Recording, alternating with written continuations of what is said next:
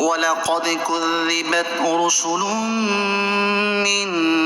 قَبْلِكَ فَصَبَرُوا عَلَى مَا كُذِّبُوا وَأُوذُوا حَتَّى أَتَاهُمْ نَصْرُنَا وَلَا مُبَدِّلَ لِكَلِمَاتِ اللَّهِ وَلَقَدْ جَاءَكَ مِن نَّبَإِ الْمُرْسَلِينَ۔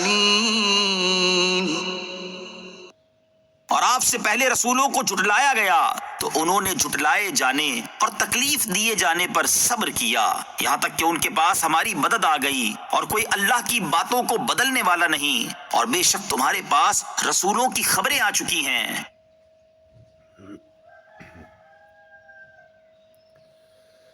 رسول اکرم صلی اللہ تعالی علیہ وآلہ وسلم کے قلب اطہر کی تسلی کے لیے فرمایا گیا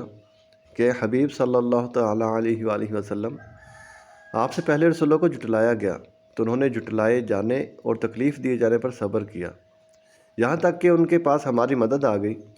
اور تکذیب کرنے والے ہلاک کیے گئے۔ لہٰذا اے حبیب صلی اللہ تعالی علیہ وآلہ وسلم، آپ بھی صبر کریں۔ کوئی اللہ تعالیٰ کی باتوں کو بدلنے والا نہیں، اور اس کے حکم کو کوئی پلٹ نہیں سکتا۔ رسولوں کی نصرت اور ان کی تکذیب کرنے والوں کا ہلاک ہونا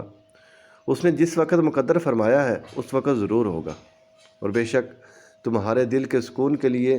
تمہارے پاس رسولوں کی خبریں آ چکی ہیں، اور آپ صلی اللہ تعالی علیہ وآلہ وسلم جانتے ہیں کہ انہیں کفار سے کیسی ایذائیں پہنچیں۔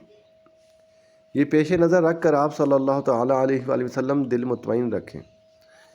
اس آیت میں مبلغین کے لیے بھی تسلی ہے کہ اگر انہیں راہ تبلیغ میں مشقتیں پیش آئیں تو وہ انبیاء علیہ الصلاۃ والسلام کے تکالیف کو یاد کر کے صبر اختیار کریں۔